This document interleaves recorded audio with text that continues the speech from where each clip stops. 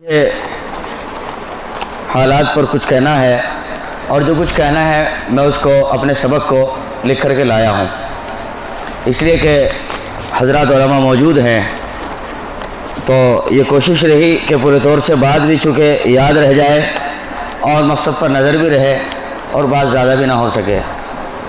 تو آئیے ہم سب اس سبق کو سنیں اور دل کے کانوں سے سنیں۔ اللہ تعالیٰ مجھے بھی عمل کی توفیق عطا فرمائے اور آپ حضرات کو بھی عمل کی توفیق عطا فرمائے۔ الحمدللہ وکفیٰ وسلام علی عبادہ الذین اصطفیٰ، اما بعد فاعوذ باللہ من الشیطان الرجیم، بسم اللہ الرحمن الرحیم۔ وَإِذَا بُشِّرَ أَحَدُهُم بِالْأُنثىٰ ظَلَّ وَجْهُهُ مُسْوَدًّا وَهُوَ كَظِيمٌ يَتَوَارَىٰ مِنَ الْقَوْمِ مِن سُوءِ مَا بُشِّرَ بِهِ أَيُمْسِكُهُ عَلَىٰ هُونٍ أَمْ يَدُسُّهُ فِي التُّرَابِ أَلَا سَاءَ مَا يَحْكُمُونَ۔ وقال تعالى يا أيها الذين آمنوا عليكم أنفسكم لا يضركم من ضل إذا اهتديتم إلى الله مرجعكم جميعا فينبئكم بما كنتم تعملون۔ سبحان ربك رب العزة عما يصفون وسلام على المرسلين والحمد لله رب العالمين۔ اللهم صل على سيدنا محمد وعلى آل سيدنا محمد وبارك وسلم۔ اللهم صل على سيدنا محمد وعلى آل سيدنا محمد وبارك وسلم۔ اللهم صل على سيدنا محمد وعلى آل سيدنا محمد وبارك وسلم۔ سارا جہاں خلاف ہو پروانہ چاہیے، سارا جہاں خلاف ہو پروانہ چاہیے، پیش نظر تو مرد یہ جانانا چاہیے۔ بس ایک نظر سے جانچ کر تو یہ فیصلہ، بس اس نظر سے جانچ کر تو یہ فیصلہ، کیا کیا تو کرنا چاہیے اور کیا کیا نہ کرنا چاہیے۔ دوستو، ہم سب اپنی اصلاح کے لیے یہاں جمع ہیں۔ اس جلسے کا عنوان مجھے بتلایا گیا اصلاح معاشرہ، معاشرت کی اصلاح۔ اور معاشرت کی اصلاح کا تعلق اس بات سے ہے کہ ہر آدمی اصلاح کا محتاج ہے، ہر آدمی اپنی ذات میں اصلاح کا محتاج ہے، اسے اصلاح کی ضرورت ہے۔ جتنی اصلاح کی ضرورت آپ کو ہے اتنی اصلاح کی ضرورت مجھے ہے۔ جتنی اصلاح کی چاہت اور تمنا آپ محسوس کرتے ہیں اس سے زیادہ ہم کہیں اپنے اندر محسوس کرتے ہیں۔ جو بات آپ سے کہی جائے آپ سے کہیں زیادہ میرا دل مجھ سے بہت زیادہ قریب ہے، اس لیے اس کا مخاطب اول پہلا میرا دل ہے اور پھر آپ ہیں۔ اللہ تعالیٰ پورے طور سے بات کو کہنے کی توفیق عطا فرمائے اور عمل کے لیے راستے آسان فرمائے۔ دوستو، آج ہر آدمی یہ تو چاہتا ہے میری اصلاح ہو، اور اسی اصلاح کے لیے جگہ جگہ اجتماعات کیے جاتے ہیں، اجلاس کیے جاتے ہیں، جلسے کیے جاتے ہیں، میٹنگیں کی جاتی ہیں، اور ہر جمعے کو تقریباً ہر مسجد میں خطاب کیا جاتا ہے، بیان کیا جاتا ہے۔ لیکن ہر آدمی اس کے چاہنے کے باوجود کہ میری اصلاح ہو، جب کوئی بات سامنے آتی ہے اور نقش و نگار پیش کیے جاتے ہیں یا ایسا خاکہ یا ایسا سبق جو سامنے آتا ہے جو ہمارا مرض اور بیماری ہے، تو کئی مرتبہ آدمی اپنے اوپر لینے کے بجائے یوں دیکھتا ہے کہ اوہو، آج کا یہ بیان تو فلاں آدمی کے لیے کیا گیا، ہائے کاش آج وہ ہوتا، آج مزے آ جاتے، بس کیا بات تھی، آج امام صاحب نے پورا حق ادا کر دیا۔ لیکن دکھ اس بات کا ہے کہ وہ آدمی تو ہے ہی نہیں جس کے متعلق یہ بات کہی گئی۔ یعنی آدمی کی یہ فہم بنی ہوئی ہے، یہ سوچ بنی ہوئی ہے کہ یہ جو کچھ کہا جا رہا ہے یہ میرے لیے نہیں کہا جا رہا، یہ تو کسی اور کے لیے کہا جا رہا ہے، میں اس کا مستحق نہیں ہوں، میرے اندر تو تمام کی تمام چیزیں کمپلیٹ ہیں، مکمل ہیں، مجھے اس کی ضرورت نہیں ہے، حالانکہ اس کی خام خیالی ہے۔ اس لیے دوستو، آج نفع نہیں ہو رہا ہے، فائدہ نہیں ہو رہا ہے، اس لیے کہ ہر آدمی سوچتا ہے یہ تو میرے لیے تھوڑی ہے، اس کے لیے ہے۔ اور آج جو بات کہی جا رہی ہے یہ تو اس کے لیے کہی ہے، وہ پہلے عمل کرے، پھر وہ عمل کرے، تب کہیں جا کر میں عمل کروں گا۔ اس کا نتیجہ کہ کوئی بھی عمل نہیں کرتا اور ہر بات پوری ہو جاتی ہے اور مجلس سے اٹھ کے اپنے گھر چلے جاتے ہیں، اللہ اللہ خیر صلی اللہ، بس سوائے اس کے کہ واہ تقریر بہت اچھی ہوئی، واقعات بہت سنائے گئے، آج بڑی دلچسپ کہانی سنائی گئی، اور یہ سارا قصہ انہی باتوں پر ختم ہو جاتا ہے، اس کے بعد ہم چادر اوڑھ کے بے خبر ہو جاتے ہیں۔ اور دوستو، آج ہمیں سب نہیں کرنا ہے، آج نیت کر لینی ہے کہ جو کچھ کہا جا رہا ہے وہ کسی اور کے لیے نہیں کہا جا رہا ہے، وہ میرے لیے کہا جا رہا ہے، اور انشاءاللہ میں اصلاح کا آغاز جی تربیت کا آغاز کسی اور سے نہیں، میں جو سنوں گا آج اس کا آغاز اپنی ذات سے کروں گا انشاءاللہ تعالی۔ ہمارا جذبہ یہ نہیں ہونا چاہیے وہ عمل کرے گا، بلکہ جذبہ یہ ہونا چاہیے میں عمل کروں گا اس بات پر، سب سے پہلے میں عمل کروں گا اس بات پر۔ اپنے اندر یہ جذبہ ہونا چاہیے، نہیں کہ وہ کرے گا۔ جب کوئی بات کہی جاتی ہے، کئی مرتبہ مجمع میں آدمی ایک دوسرے کی طرف دیکھتا ہے، یہ تو اس کے لیے کہی جا رہی ہے۔ یہ کسی آدمی سے کئی مرتبہ ایسی غلطی اور سزا سرزد ہو جاتی ہے تو آدمی اس کی طرف گھور کے دیکھتا ہے کہ دیکھوں وہ بھی دیکھ رہا ہے کہ نہیں، یعنی وہ نظروں میں یہ سمجھانا چاہتا ہے یہ جو بات سنائی جا رہی ہے یہ میرے لیے نہیں ہے، یہ آپ کے لیے، لہذا آپ سمجھ جائیں، آپ سدھر جائیں۔ میرے بھائی ہرگز نہیں، بات جب کہی جاتی ہے ہر آدمی کے لیے کہی جاتی ہے۔ ابھی مولانا نے آیت پڑھی تھی وَذَكِّرْ فَإِنَّ الذِّكْرَىٰ تَنفَعُ الْمُؤْمِنِينَ یا ایھا الذین آمنوا علیکم انفسکم، اے ایمان والو ہمیں تو اپنے آپ کو دیکھنا ہے، اپنے آپ کو دیکھنا ہے، میری اصلاح کس قدر ہے، میرے اندر اعمال کی خرابیاں کس قدر ہے، میرے اندر بدباطنی کس قدر ہے، میرے اندر کیا ایسی چیزیں ہیں جو میرے رب کو نبھاتی، جی جن سے میرے محبوب خوش نہیں ہیں، وہ کون سی ایسی عادتیں ہیں جو رسول اکرم صلی اللہ علیہ وسلم کو پسند نہیں آتی، مجھے وہ تمام تر بیماریاں آج چھوڑ دینی ہے۔ چنانچہ اصلاح معاشرہ یہ بہت کھلا ہوا عنوان ہے جس کے اوپر بہت کچھ کہا جا سکتا ہے، لیکن آج اصلاح معاشرہ میں میں نے ایک شق کو حصہ بنانے کی کوشش کی ہے، وہ ہے شادی بیاہ۔ چنانچہ شادی بیاہ کی سب سے پہلی کڑی اور لڑی جس کو حکیم الامت مجدد الملت حضرت مولانا اشرف علی شاہ تھانوی رحمۃ اللہ علیہ نے اصلاح الرسوم میں فرمایا یہ قیامت صغریٰ ہے، منگنی یہ قیامت صغریٰ ہے۔ منگنی کیا ہے دوستو؟ منگنی محض وعدہ ہے جو صرف زبان سے کیا جاتا ہے، اس میں نہ مٹھائی ضروری ہے، نہ چادر ضروری ہے، نہ زیورات ضروری ہیں، جی نہ نقدی ضروری ہے، نہ پیسے ضروری ہیں، اس میں کسی طرح کی کسی بھی چیز کی ضرورت نہیں ہے۔ منگنی صرف زبانی وعدے کا نام ہے، اور اگر آدمی یہ کہے کہ نہیں یہ مٹھائی کٹائی یہ خرچ و اخراجات اس لیے کیا جاتا ہے کیونکہ بات اس سے مستحکم ہو جاتی ہے، مضبوط ہو جاتی ہے، تو دوستو یہ بات بالکل غلط ہے، یہ گھٹ سے نیچے اترنے والی بات نہیں ہے، اس لیے کہ کئی مرتبہ بعض منگنی میں لاکھوں لاکھ کا خرچ ہو جاتا ہے، ہزاروں ہزاروں کا خرچ ہو جاتا ہے، اور پتہ لگا 6 مہینے کے بعد کہ وہ منگنی ٹوٹ گئی، نظام ختم ہو گیا، اب وہ آدمی غم میں پڑا ہوا ہے، رو رہا ہے کہ میرا تو چاندی کا چھلا تھا، جی میرا تو زیور تھا وہ بھی چلا گیا، میں نے اس کے اوپر چڑھایا تھا بہو کے وہ بھی جاتا رہا۔ تو معلوم یہ ہوا کہ مال کے خرچ کرنے کی وجہ سے یہ بات یقینی نہیں ہے کہ بات پختہ ہوگی، بلکہ بات تو بات سے پختہ ہوگی، بات تو زبان سے پختہ ہوگی۔ جو آدمی زبان سے کہنے کا عادی ہے اور جو کہہ دیا اس پہ ڈٹ گیا بس ہو گیا، لہذا اس میں کسی اس طرح کی چیز کی ضرورت نہیں ہے کہ جائے کہ اب برادری کے تمام افراد کو جمع ہونا، انہیں نیوتا دینا، آؤ بھائی آؤ آج کارڈ لکھا جائے گا، چٹھی لکھی جائے گی، بارش ہو گرمی ہو سردی ہو، بس اعلان کیا جاتا ہے، کوشش کی جاتی ہے، آ جاؤ بلاوا دیا جاتا ہے، اور آتا بھی کون ہے؟ بات یہ بھی سوچنے کی ہے۔ آپ ذرا دیکھیے ذمہ دار قسم کے 2-4 آدمی بیٹھے رہتے ہیں، باقی جو اس میں شریک ہوتے ہیں وہ اکثر بیشتر بچے شریک ہوتے ہیں جو پتاشا کھانے کے لیے آتے ہیں، کھانا نہیں بلکہ کہنا چاہیے پتاشا پھوڑنے کے لیے آتے ہیں۔ بتائیے وہ معمولی بچے جو اپنے آپ کو سنبھالنا نہیں جانتے، جی وہ اپنی زندگی کا فیصلہ نہیں جانتے، وہ اس میں خاک تیر چلائیں گے، کیا رائے دیں گے؟ اور اگر مان لیا ہم نے کہ برادری کے لوگ آتے بھی ہیں تو وہ کرتے ہی کیا ہیں؟ بھئی تاریخ کا اگر مسئلہ جہاں تک ہے وہ سارا نظام پہلے سے طے ہو جاتا ہے، مثلا 17 تاریخ ہے وہ پہلے طے کر لی کہ بھئی 17 تاریخ ہے، اب تو صرف یہ دکھاوا ہے، لوگ دکھاوا ہے کہ لوگ یہ کہیں بھئی مجھے منگنی میں نہیں پوچھا تھا آپ نے۔ یاد رکھو دوستو یہ تمام کے تمام ہمارے ایسے امراض ہیں، ایسی بیماریاں ہیں کہ ہم نے اپنے اندر پال لی ہیں، اور یہ اتنی بڑھتی جا رہی ہیں کہ آدمی کا جینا کھانا رہنا سہنا انتہائی مشکل ہو رہا ہے۔ اس لیے منگنی صرف وہ زبان کی باتوں کا نام ہے۔ آج ہم اور آپ ارادہ کریں سن کر کہ انشاءاللہ اپنی منگنی کو بالکل سادہ کرنے کی کوشش کریں گے، زبان سے جو کہا جائے گا اس پر ڈٹ جائیں گے، اس پر سچا اتر جائیں گے، بھئی میں نے زبان سے کہہ دیا، زبان کا کہا ہوا بس یہی اصل ہے، اس کے سوا کچھ نہیں۔ کہ منگنی ہے کیا؟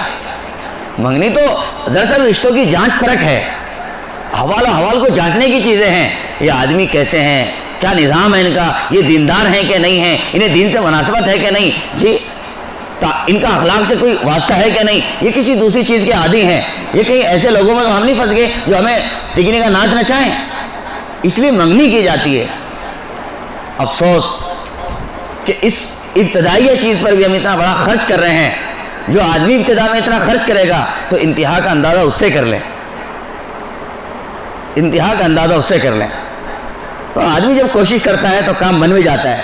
دوسری ایک بڑی بیماری یہ پیدا ہو گئی کہ لڑکی دیکھ کر نکاح کرنا، یہ بھی غلط رواج چل پڑا ہے، اور بلکہ بعض لوگ تو اس کو حدیث سے ثابت کرتے ہیں، کہتے ہیں تو محبوب صلی اللہ علیہ وسلم سے ثابت ہے، آپ کے صحابہ سے ثابت ہے۔ یاد رکھو، صحابہ سے رویت ثابت ہے، ارادت ثابت نہیں ہے جو آپ نے بنا لیا ہے۔ کیا مطلب؟ حضرت جابر بن عبداللہ رضی اللہ تعالیٰ عنہ کی حدیث ہے کہ اذا خطب احدکم المرأة فإن استطاع ان ينظر الى ما يدعوه الى نکاحها فليفعل۔ بس اتنی سی بات ہے، یعنی جس سے آپ نکاح کرنا چاہتے ہیں، جس کے بارے میں آپ کے دل میں آ چکا کہ اس سے ہم سوچ رہے ہیں کہ ہماری بیٹی کا یا اس کا نکاح ہو جائے، تو کہیں چھپ چھپا کر کے ہلکی پھلکی نظر کہیں آتے جاتے ڈال لی جائے، بس یہ کافی ہے۔ اس کا یہ مطلب ہے، یا پھر گھر کی مستورات کو بھیج لیا جائے تاکہ وہ ساری چیزیں دیکھ کر کے کلیئر کر لیں، نہیں کہ مر جائے۔ لیکن یہ کتنی بے حجابی، بے شرمی اور بے غیرتی کی بات ہے والدین کی کہ اس نام کے اوپر شریعت کا حوالہ دے کر کئی مرتبہ بیٹے کو اور بیٹی کو سامنے بٹھا دیا جاتا ہے، اور وہ دونوں گھنٹوں گھنٹوں گپ شپ کرتے ہیں۔ یہ دینداری نہیں ہے، یہ تقوی داری نہیں ہے، یہ اس کا جز اور حصہ نہیں ہے، صاف سمجھ لیں۔ اور یاد رکھیں، جس رشتے کی بنیاد معصیت پر ہو، جس رشتے کی بنیاد گناہ پر ہو، جس رشتے کی بنیاد حسن پرستی پر ہو، جس رشتے کی بنیاد عشق و معشوق پر ہو، عاشقی اور فاسقی پر ہو، یاد رکھو اس میں کبھی برکت نہیں پیدا ہو سکتی، کبھی اس میں رحمت نہیں آ سکتی۔ اللہ تعالی ہم سب کی حفاظت فرمائے۔ اس لیے ان بیماریوں کو سمجھنا، ان کو ختم کرنا ازحد ضروری ہے۔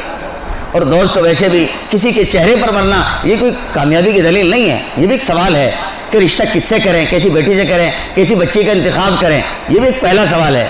یاد رکھیے، رشتے کے لیے نہ چہرہ حسن پرستی دیکھنا یہ کوئی ضروری نہیں، اس لیے کہ چہرہ اسی سے بیماریاں کھا جاتی ہیں، جی اسے فنسیاں کھا جاتی ہیں، کئی مطلب آدمی کو دست آتا ہے، بخار آتا ہے، آدمی کی صورتحال وہ ڈیمیج ہو جاتی ہے، بدل جاتا ہے نقش اس کا نشو و نگار۔ اس کا مطلب اگر آپ کی محبت، جی آپ کی محبت کی معراج حسن تھا، خوبصورتی تھی، تو خوبصورتی تو یہ آنے جانے والی چیز ہے، ڈھلنے والی چیز ہے، صبح ہے شام نہیں، آج ہے کل نہیں۔ اگر یہ خوبصورتی ظاہر ہوگی تو اس کا مطلب پھر آپ طلاق دیں گے۔ تو کیا کرنا چاہیے؟ یاد رکھو دوستو، اس سلسلے میں نبی اکرم صلی اللہ تعالیٰ علیہ وآلہ وسلم نے میری آپ کی رہنمائی فرمائی ہے، رہبری فرمائی ہے کہ کرنا کیا چاہیے۔ چنانچہ جب ہم اس سلسلے پر آئیں کہ کیا کرنا چاہیے، تو اس سلسلے میں سب سے پہلی چیز ہم دینداری کو دیکھیں۔ محبوب علیہ السلام نے فرمایا فَاذْكُرْ بِذَاتِ الدِّينِ، آپ دیندار کو دیکھیں اور اسے دیکھ کر کے آپ تلاش کر کے کامیاب ہو جائیے۔ دوسرے نمبر کی چیز آپ اخلاق دیکھیں، اس کے اخلاق کیا ہیں، جی اس کے معاشرے کے اخلاق کیا ہیں، اس کے گھر کے اخلاق کیا ہیں۔ دوسرے نمبر کی یہ چیز ہے، ہم اخلاق پر نظر کریں تو پہلے نمبر کی چیز دینداری کیا ہے، اس کو سمجھے، نماز ہے کہ نہیں، روزہ ہے کہ نہیں، امانت اور دیانت کی پاسداری ہے کہ نہیں، جی کہیں ایسا تو نہیں ہے وہ کسی اور چیز میں دھوت اور بے خبر ہیں، اور کہیں ایسا تو نہیں ہے ان کا روزگار ایسا ہو جو ہم سے تال میل نہ کھاتا ہو۔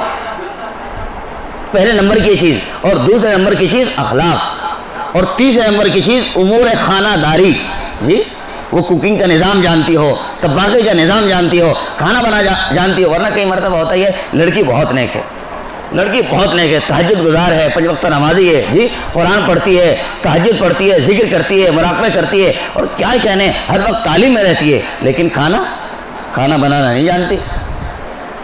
تو یہ بھی کمال نہیں ہے، اس لیے کہ جب بھوک لگے گی آدمی کو، اب اسے مسلح نہیں چاہیے، اب اسے کھانا چاہیے۔ جب مہمان آئیں گے اب اسے کھانا چاہیے، وہ کم از کم شاندار کھانے کا نظم و انتظام بھی جانتی ہو، سلیقے سے سنبھالنا بھی جانتی ہو، اور اس سلیقے کا اندازہ ہوتا ہے گھر سے۔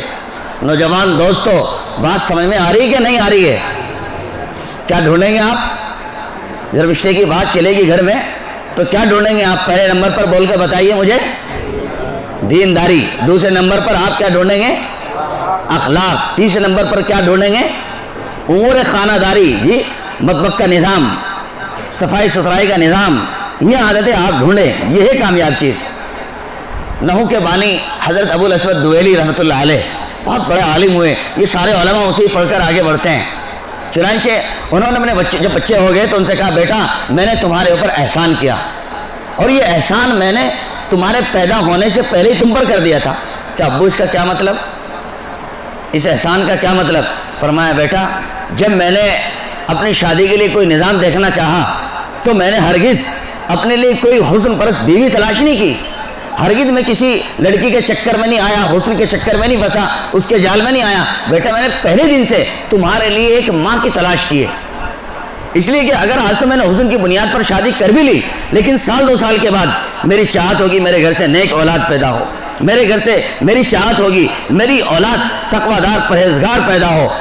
آج اگر کسی ایسی عاشقہ فاسقہ سے شادی کر لی ہوتی اور کل پھر میں اس بات کی تمنا کروں کہ اس کے بدن سے کوئی شیخ عبد القادر جیلانی پیدا ہو, رشید احمد گنگوئی پیدا ہو, اشرف علی تھانوی پیدا ہو, حکیم الاسلام قاری طیب صاحب پیدا ہوں, تو یہ کیسے ممکن ہے؟ ایک بھاگنے والی عشق و فشق کی بنیاد پر جس سے رشتہ طے کیا گیا, جس سے تعلقات بڑھائے گئے, جس سے پینگیں بڑھائی گئی اور جسے ناجائز راستے سے کھینچ کر گھسیٹ کر لایا گیا, جسے فریب دے کر ہزاروں خواب دکھا کر جھوٹے سچے تارے اتار کے لے آؤں گا, اتنا خرچ کر دوں گا, فلاں کر دوں گا, یہ ساری بکواس کر کے جسے لایا گیا ہے, اگر 2 سال کے بعد اب چاہتا یہ ہے کہ میرے گھر میں کوئی ولی پیدا ہو تو کیسے پیدا ہوگا,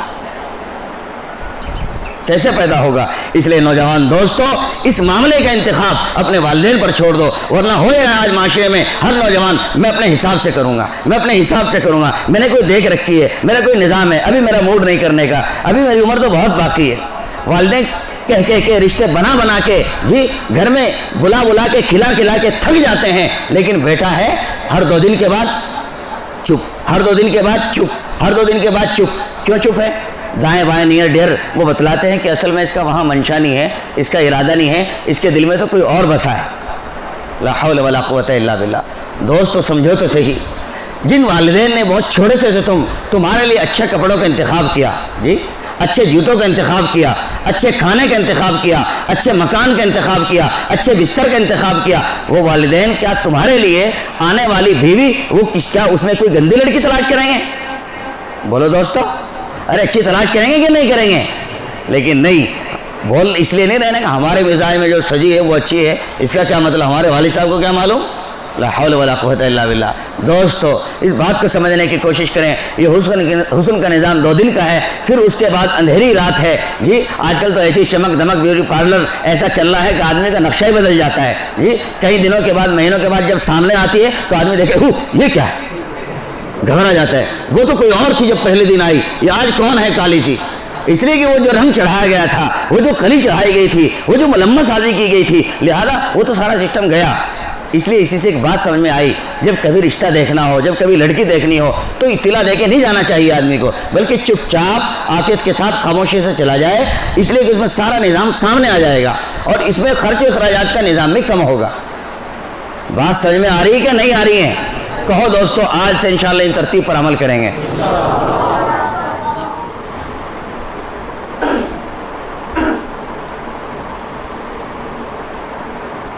لیکن آج تو حال یہ ہے کہ روز اول سے تما کا اظہار اشارہ میں شروع ہو جاتا ہے. جی پہلے دن تو جب معاملہ طے ہوتا ہے تو کہتے ہیں کچھ نہیں چاہیے, بس ہم تو چادر اڑا کے لے آئیں گے. جب پہلے دن بات ہوتی ہے تو کیا کہتے ہیں کہ چادر اڑا کے لے آئیں گے, ہمیں کچھ نہیں چاہیے بھائی آپ کا.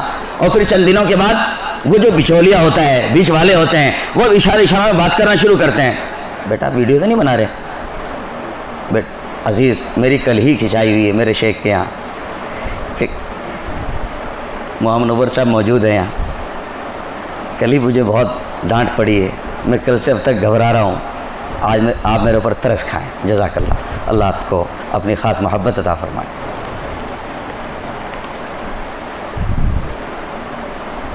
تو بات اشارہ میں شروع, صاحب یہ نہیں کہتے نہیں اب بچولی آئے گا, بات چیت, بھائی خیریت تو ہیں سب وہاں, وہ بچے کے گھر میں سب آتے تو ہیں کہ اللہ کا شکر ہے الحمدللہ سب اچھے ہیں, اور سب ان کا کھیت کیا نظام سب اچھا چل رہا ہے کہ ہاں الحمدللہ. کچھ کہہ رہے تھے کیا؟ کہ نہیں کچھ نہیں کہا, انہوں نے کہا تو کچھ نہیں, لیکن ابھی انہوں نے ابھی اسی مہینے میں تو بہت دنوں میں گیا, انہوں نے مکان بنایا بھی تازہ, اور وہ جو باہر والا فرنٹ ہے اس کا حصہ گیلری کا, وہ ذرا کچھ بڑا سا بنایا ہے, اسے کچھ ذرا بڑا سا بنایا ہے. ابھی یہ مفہوم ادا کرتا ہے, یہ نہیں کہتا صاف طور سے کہ وہ گاڑی مانگ رہے ہیں, بس اشاروں میں کہتا ہے بچولیا کہ انہوں نے جو مکان تیار کیا ہے اور جو باہر والا دروازہ بنایا ہے گیلری کا, وہ ذرا اس مرتبہ کشادہ بنایا, انہوں نے بڑا بنایا ہے. تاکہ یہ سمجھ لیں کہ بھئی انتظام کر لو، گاڑی لینا چاہتے ہیں، گاڑی کی ضرورت ہے، آپ تیار ہو جاؤ. اشاروں میں یہ بات کرتے ہیں. اور کئی مرتبہ یہ سب نہیں کہتے، دوسرے لفظوں میں کہتے ہیں کہ اصل میں جدھر پوچھتے ہیں کوئی بات تو نہیں خاص، آپ بار بار آ رہے ہیں، کوئی ایسی بات تو کوئی چاہت اور تمنا تو کہ نہیں. تمنا تو ان کی تو کچھ نہیں ہے، نہ ان کی والدہ کی ہے، نہ ان کے والد صاحب کی ہے، نہ بچے کی. بچہ بھی بہت صوفی اور سادہ ہے، اس کی بھی کوئی چاہت نہیں. البتہ بچے کی جو نانی ہے وہ کچھ کہہ رہی تھی. وہ ایک دن آئی ہوئی تھی، پوچھ رہی تھی بیٹا کہاں رشتہ کرایا تم نے. میں نے بتایا وہاں کہ وہ کہہ رہی تھی کہ میری چاہت ہے کہ میں تو تب خوش ہوں گی تب میرے نواسے کے نکاح میں وہ آوے بڑ بڑ کرنے والی. وہ یہ کہہ رہی تھی. اس کی تمنا ان کے گھر والوں کی کوئی چاہت نہیں. ویسے وہ تو منع کر رہے تھے، انہوں نے بڑھیا پہ ڈانٹ گہری کہ یہ سب ٹھیک نہیں ہے تمہارا معاملہ. اب یہ کیا ہے؟ یہ جو باتیں کہلوائی جا رہی ہیں بچولی کے ذریعے، یہ سب تماشے کیا ہیں؟ اس کا مطلب یہ کہ طمع موجود ہے، لالچ موجود ہے آدمی کی فطرت میں، اور اس فطرت کا اظہار، اس لالچ کا اظہار ان طرح طرح کے جملے میں ہو رہا ہے. میرے بھائیوں، یہ کنکھیوں کی مکاریاں، جی یہ طرح طرح کا حرص، حوث، یہ طرح طرح کی خواہشات، دوستو ان سے کنارہ کشی کرو، ان سے بچو، ان سے پرہیز کرو. اس سے بہتر تو یہ ہے کہ آپ رسید چھپوا لیں، پھر اپنے پورا کام ہوتا رہے گا. یہ بھیک مانگنا شروع کر دے، یہ ایک طرح کی بھیگی تو ہے. دوسرے کے مال پر رال ٹپکانا، دوسرے کے مال پر لالچ رکھنا، یہی اس کا بڑا کام ہے. اس نے پلی پلائی بیٹی آپ کے حوالے کر دی، جس کو اپنی محبت کی معراج سمجھا تھا، جس کی قدم قدم پر تربیت کی تھی، جی جس بچی کے کو ایک منٹ بھی دیکھے بغیر نہیں رہتا تھا، جی اس والدہ نے آج اپنے اس بیٹی کو اپنے گھر سے آپ کے حوالے کر دیا. یہی ان کی بڑی قربانی تھی کہ جائے کہ ان کے اوپر ظلم بھرا ہے، ظلم یہ بھی. اور یہی ظلم ختم نہیں ہو جاتا بلکہ ظلم اس سے بھی آگے بڑھ جاتا ہے. اور جب ان سے سمجھایا بھی جاتا ہے، مثلا بارات کا نظام، لانے والا بھی اور لے جانے والے بھی، دونوں کے دونوں، اور اگر کسی کو سمجھائے کہ ٹھیک نہیں ہے، آپ سادہ کر لو، سمپل کر لو، یہ ٹھیک نہیں ہے، تو ایک جواب، لوگ کیا کہیں گے؟ لوگ کیا کہیں گے؟ دوستو یہ ایک ایسا جملہ ہے جس نے ہماری زندگی میں آگ لگا کے رکھ دی، جس نے ہمیں تباہ و برباد کر کے رکھ دیا. لوگ کیا کہیں گے، یہ ایک ایسا جملہ ہے. ہر جگہ پر اسی بات کو اڑا دیتے ہیں، لوگ کیا کہیں گے. یہ کوئی نہیں سوچتا میرے رب کیا کہے گا، جی محمد عربی صلی اللہ علیہ وسلم کیا کہیں گے، اس طرف کبھی نہیں جاتا ذہن. لوگ کیا کہیں گے، بس یہ ایک دلیل پکڑ رکھی ہے، جیسے ہدایت کی کوئی دلیل ہو کہ لوگ کیا کہیں گے، اور بس یہ جملہ نقل کر کے لوگ کیا کہیں گے. سودی قرض لیں گے، بینک کا قرض لیں گے، اور لمبا چوڑا نظام بنائیں گے، خرچ کریں گے، ہزاروں کی دعوت کریں گے، جی میرج ہال بک کریں گے، اور نہ جانے کتنے چٹھمبے کریں گے اور کتنا نقصان کریں گے. اور جب یہ سب کچھ ہو جائے گا، سٹے کی طرح آج ہی بازی ہار جائیں گے، اور بس آج سے لے کر اب جب تک یہ قبر تک جائیں گے اس دن ٹولتے رہیں گے، دکھتے رہیں گے. اور شہر میں جو بھی عالم آئے گا، جو بھی کوئی اللہ والا آئے گا، ہر آنے والے سے جی میرے حق میں دعا کرنا، جی میرے حق میں دعا کرنا. کیا بات ہے جی، بہت خصوصی دعاؤں کی ضرورت ہے. کہ ہوا کیا کہ میں بہت قرضے کے نیچے آیا ہوا ہوں، راتوں کی نیند نہیں آتی، جی بہت ڈپریشن میں ہوں، بہت الجھن میں ہوں، مجھے شوگر بھی بڑھ گئی ہے، مجھے راتوں کو بلڈ پریشر بھی آ گیا ہے، مجھے فلاں بھی ہو گیا ہے. میرے دوستو، جب ہم اتنا سارا نظام اپنے وجود سے زیادہ بکھر کر لیں گے اور اپنے سر پر اتنا سارا قرض لاد لیں گے، پھر ہزاروں راتوں کی نیند قربان کرنی پڑے گی. اس لیے کہ آج اس کو ہم نے شادی بنایا، یاد رکھو یہ شادی کا دن نہیں ہے، یہ بربادی کا دن ہے، یہ خراب ہونے کا دن ہے، یہ اجڑنے کا دن ہے. ہائے کاش اگر اس شادی کے دن کو شادی کا دن بنا لیتے، پھر ہر دن آپ کے لیے شادی کا دن ہوتا، ہر دن آپ کے لیے راحت اور خوشی کا دن ہوتا. اور بعض لوگوں کو اگر سمجھائیں، یہ حضرات علماء لوگ کہ بھی ہم نے بہتوں کی دعوت کھا رکھی ہے، یہ بڑے بوڑھے تو یہی جواب دیتے ہیں، ہم نے بہتوں کی دعوت کھا رکھی ہے، آخر ان کو کھلانا بھی تو ہے، ان کے اوپر تو بدلے چڑھے ہوئے ہیں، وہ انہیں بدلے اتارنے ہیں. ناک باقی رہ جائے یہ بھی ایک مسئلہ ہے، ناک باقی رہے، ناک نہ کٹ جائے، چاہے گردن کٹ جائے، چاہے جان چلی جائے، لیکن ناک سلامت رہے. میرے بھائیوں، لوگ کیا کہیں گے اور ناک نہیں رہے گی، اس نے ہمیں تباہ کر لیا. یہ بڑے بوڑھے، یہ ہمارے بزرگ، یہ تو ماننے والے نہیں ہیں. دوستو آپ ارادے کرو کہ انشاءاللہ تعالی ہم اپنی زندگی کو، اپنی شادی کو انشاءاللہ شادی کرنے کی کوشش کریں گے. آپ اپنی طاقت سے کمائیں، جی اپنی طاقت سے کما کر. کتنا بڑا مسئلہ ہے فرنیچر کا، کتنا بڑا مسئلہ ہے ایک بائک کا. بائک تو آپ نارمل زندگی میں رکھتے ہیں، جی اور پھر اس میں کیا مزہ ہے دوستو. بیوی بائک لے کے آئی ہے, آپ اس پہ بیٹھ کے جا رہے ہیں, وہ کبھی بھی کہہ سکتی ہے اتر میری بائک سے, لاؤ چابی. اور ہوتا ہے ایسا, ہوتا ہے ایسا. میں کوئی فرضی بات نہیں کہہ رہا ہوں, میرے سامنے واقعات ہیں. گاڑی لے کر کے آئی, ساس سسر جانا چاہ رہے ہیں کہیں, اس سے پہلے وہ بیچارے ٹھیک تھے, کم از کم سائیکل پہ چل لیتے, بائک پہ چل لیتے. آج گھر میں گاڑی آ گئی, پھر وہ بیچارے سائیکل پہ جائیں تو لوگ کہتے جی گاڑی کا کیا ہوا, گاڑی تو ہے نا آپ کے گھر میں, بہو لے کے آئی تھی. اب وہ کچھ بھی جواب نہیں دیتے, وہ کچھ بھی جواب نہیں دیتے. پھر اس لیے کہ بہو کہہ دیتی ہے گاڑی یہ چابی یہ رکھو, ہرگز آپ نہیں جاؤ گے اس میں, یہ تو میری ہے, میں لے کے آئی تھی. اس لیے کہ جھگڑا طے ہے, مہینہ 2 مہینے میں جھگڑا طے ہے, یہ جھگڑا ہونا ہے. اور جب جھگڑا ہونا ہے اسی دن چابی رک جانی ہے, اور جب چابی رک جانی ہے آپ کا جانا بھی رک جانا ہے. تو اس میں کوئی مزہ نہیں ہے دوستو. مزہ تو اس میں تھا, ہم اپنی گاڑی کمائی سے بائک خریدتے, اس پر بیوی سوار ہوتی, ہم لے کے چلتے, اور یہ تھی مردانہ شان, یہ تھی مردانہ شان. یہ تو زنانہ مزاج ہے, ہم عورت کی سواری پر سوار ہو کر چلیں, اس پر سفر کریں. یہ مردانہ شان نہیں ہے, یہ مردانہ شان نہیں ہے. 60-70 ہزار روپے کی بات کیا ہے دوستو, 1-1.5 لاکھ روپے کی بات کیا ہے دوستو. وہ فرنیچر, وہ بیڈ اپنے حساب سے بنوائیے, آپ ذرا اپنے حساب سے سیٹ کرائیے. ذرا آپ معاملہ کر کے دیکھیں. آج ایک نوجوان منیمم جو کما رہا آج 15,000 روپے, جو عام مزدوری کرتا ہے 10-12 ہزار روپے, اگر وہ تھوڑا تھوڑا اس میں سے بچائے جی, اور فضولیات میں خرچ نہ کرے, لہو لعب میں نہ اڑائے, دھیرے دھیرے کر کے وہ اتنا جمع کر سکتا ہے کہ اپنے گھر میں اپنی ضرورت کے حساب سے اپنا فرنیچر بنا سکتا ہے. لیکن یہ چونکہ سسرالیوں کے رحم و کرم پر ہوتا ہے, لہذا وہ اپنے حساب سے دیتے ہیں, مکان چھوٹا پڑ جاتا ہے. پھر کہتے ہیں کہ یار اتنا دیا انہوں نے, مکان ہی چھوٹا پڑ گیا, اور دیا بھی تو نہیں کوئی سامان ڈھنگ کا. اب بات وہی آ گئی, یعنی آپ چاہے جتنا دے لو, لوگ کیا کہیں گے, لوگوں کو جو کہنا ہے وہی کہیں گے جی. آپ چاہے جتنا کھلائیں, جتنا پلائیں, جتنی اسٹینڈرڈ دعوت کریں, جتنی شاندار دعوت کریں, جتنے لوگوں کو دعوت دیں, جتنوں کو چائے کھلائیں, جب آپ وہ نکلیں گے نا, ذرا آپ کان لگا کے سن لو وہ کیا کہیں گے. وہ کہیں گے بھائی کھانا تو ٹھیک تھا لیکن مرچ بہت زیادہ تھی. کھانا تو ٹھیک تھا لیکن نان بھی اچھے تھے, قورمہ بھی اچھا تھا, لیکن چاول وہ بالکل گھٹیا درجے کے لا رکھے, یا کنجوس پنا کر دیا. یعنی کہیں نہ کہیں کمی نکالیں گے. ایک آدمی نے اپنی بیٹی کی شادی میں سب کچھ دیا, اور کئی دنوں تک کھانا چلایا, سب کچھ دیا, اور ان سے بھی کہا بڑا سا سامان لے کے آنا, کوئی ٹریکٹر آنا. چنانچہ وہ لے کے آئے اور اسے پورے کو بھر دیا, وہ لے کے گئے. جب سامان لے کے جانے لگے تو سواری کہیں ایسی جگہ رک گئی جہاں کچھ برسات کا پانی بھرا ہوا تھا. چنانچہ پریشان کہ بھئی کیا کریں, یہاں پانی بھرا ہوا ہے, کہ یہ پہیا اس کا سلپ کر رہا ہے, جب تک یہ پانی نہیں نکلے گا راستہ نہیں بنے گا. تو کہا بھئی ایک کام کرو, انہوں نے سارا سامان دیا ہے, اس میں پھاولا بھی ہوگا, وہ پھاولے کو تلاشو. چنانچہ اب سامان کی تلاشی بیچ میں شروع. اب اس میں دیکھ رہے پھاولا کہاں, پھاولا کہاں, سارا سامان خرید دے گیا, سب کچھ تھا لیکن پھاولا نہیں تھا. تو کہہ رہے کیا دیا اس نے جب پھاولا ہی نہیں دیا.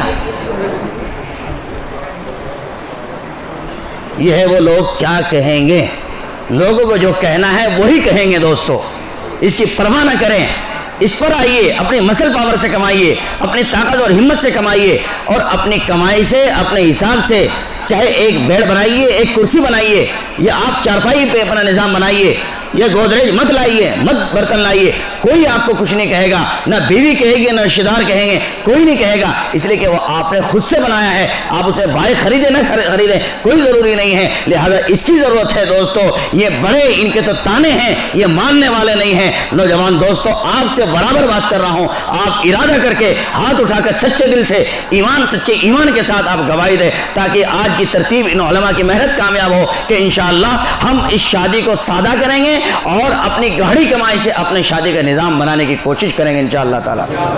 کتنے نوجوان ہیں آج, ہم اپنا فرنیچر خود بنائیں گے انشاءاللہ تعالی.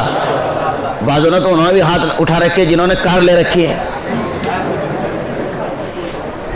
اور جن کے یہاں 4 بچے ہو گئے, اب وہ دوبارہ ہاتھ اٹھا رہے کہ دوبارہ مولوی صاحب ایک شادی کرائیں گے. نئی شادی کی بات نہیں ہے, جن کی نہیں ہوئی ان نوجوانوں سے مخاطب ہوں. وہ نوجوان ہاتھ اٹھا کے کہیں اللہ کے اس دروازے پر سچے دل کے ساتھ کہ انشاءاللہ تعالی ہم اپنے والدین کو سمجھائیں گے, رشتہ داروں کو سمجھائیں گے, ہم سچے دل سے انہیں منائیں گے. جب وہ وقت آئے گا رال ٹپکے گی, لیکن اس رال کو سنبھالیں گے اور علماء کرام سے کہیں گے میں نے اس 12 دری کی مسجد میں میں نے ارادہ کیا تھا, وعدہ کیا تھا, اے علماء میری حفاظت کرو, میرے گھر والوں کے سامنے میری مدد کرو, ان کو سمجھاؤ, اس لیے کہ میں تو مان گیا ہوں پر یہ زہریلے ہیں, یہ نہیں ماننے کو تیار ہیں, انہیں سمجھاؤ. اس بات کے لیے آپ اس دن علماء کو یاد دہانی کرانا دوستو. اس لیے اس حساب سے اب دوبارہ آپ ہاتھ اٹھائیں کہ انشاءاللہ تعالی ہم یہ سب نہیں کریں گے انشاءاللہ. اللہ تعالیٰ آپ کو بہترین بدلہ عطا فرمائے. لوگ کیا کہیں گے؟ حضرت مفتی اعظم مفتی شفیع صاحب رحمۃ اللہ علیہ فرمایا کرتے تھے کہ زمانے سے کیا ڈرنا, ان زمانے کے لوگوں سے ڈرنا بند کرو. کہ گناہ کے کام کر رہے ہو اور لوگوں سے ڈر رہے ہو کہ ہم کو مٹا سکے زمانے میں دم نہیں, زمانہ ہم سے خود ہے, ہم زمانے سے ہم نہیں. کہ ہونا تو یہ چاہیے, زمانہ تو ہم سے بنا ہے, آدمیوں سے زمانہ بنا ہے, ہم جیسے بنیں گے ایسا زمانہ بنے گا. اور دوستو اس معاملے میں ہم پہل کر کے دکھائیں, جو پہل کرے گا وہ سارا اجر پائے گا, سارا ثواب پائے گا. آج اس کی بہت زیادہ ضرورت ہے. والدین سنو اس کا نقصان کیا ہے. میں نے قرآن آیت پڑھی تھی, وَإِذَا بُشِّرَ أَحَدُهُمْ بِالْأُنثَىٰ ظَلَّ وَجْهُهُ مُسْوَدًّا وَهُوَ كَظِيمٌ يَتَوَارَىٰ. کفار کی ایک عادت قرآن میں بیان کی گئی کہ جب کافروں کے یہاں کوئی بچی پیدا ہوتی تھی تو بچی پیدا ہوتے کے سار ہی ان کا منہ چڑھ جاتا تھا اور وہ پوری قوم سے چھپے چھپے پھرتے تھے. کوئی یہ نہ کہہ دے کہ تیرے گھر میں بچی پیدا ہو گئی ہے, لکے لکے پھرتے تھے. بچہ پیدا ہوتا تھا تو سامنے, اگر بچی پیدا ہو گئی تب ان کے دل میں امانا ہونن, کیا میں اس بچی کی اس کی ذلت برداشت کروں, اس کی توہین برداشت کروں, یعنی بیٹی ہونے کا کلنک کیا میں جھیلوں گا ساری عمر؟ ام یدسہ فی التراب, یہ اسے مٹی میں گاڑ دوں, اسے زندہ دفن کر دوں. الا ساء ما یحکمون. ان کا نظام یہ تھا اگر بیٹا ہوا واہ واہ واہ واہ, اگر بیٹی ہو گئی چھپ گئے, ڈر گئے, رک گئے, چہرہ بدل گیا, چہرہ بگڑ گیا. ایمانداری سے کہو دوستو, ایمانداری سے کہو دوستو, کیا یہ کافروں کی عادت, غیر اہل ایمان کی عادت, کیا یہ آج ہم سب مسلمانوں کے اندر نہیں اتر گئی ہے؟ جہاں بیٹی پیدا ہوتی ہے منہ لٹک جاتا ہے, جہاں بچی پیدا ہو جائے وہاں سانس کا منہ بن جاتا ہے, بلکہ وہ تو بیوی کو تانے دیتی ہے, وہ تو اس کو تانے سٹکاتی ہے. والد صاحب کا منہ بن جاتا ہے, دادا صاحب کا منہ بن جاتا ہے, چپ چاپ جیسے ان کے گھر آج میت ہو گئی ہو. یہ ان کی عادت تھی جن کے اندر ایمان نہیں تھا, اور یہ عادت آج اہل اسلام کے اندر بہت قوت شدت کے ساتھ جڑ پکڑ چکی. نتیجہ اسی کی وجہ سے, کیوں؟ اس لیے کہ آج بچی پیدا ہو گئی, آج ہی سے سہم چڑھ گیا کہ کل اس کی شادی کرنی ہے, اس کے لیے ذخیرہ کہاں سے لے کے آؤں گا, اس کے لیے مال کہاں سے لے کے آؤں گا. نتیجہ اس کی وجہ سے لوگ کئی مرتبہ اوورٹیک کر رہے ہیں, بیٹیوں کا گلا دبا رہے ہیں, انہیں ختم کر رہے ہیں, انہیں مار رہے ہیں, انہیں گھر میں ستا رہے ہیں. حالانکہ بیٹے سے کئی گنا زیادہ خدمت کرتی ہے بچی گھر میں رہتے ہوئے. آپ تقابل کر کے دیکھیں, 10 سال کا بیٹا ہو, 10 سال کی بچی ہو, 10 مرتبہ کام لگائیے بیٹی کو, 10 مرتبہ کام آئے گی, لیکن بیٹے سے آپ کہہ کے دیکھیں بیٹا ایک لائٹ بند کر دے, کبھی نہیں بند کرے گا.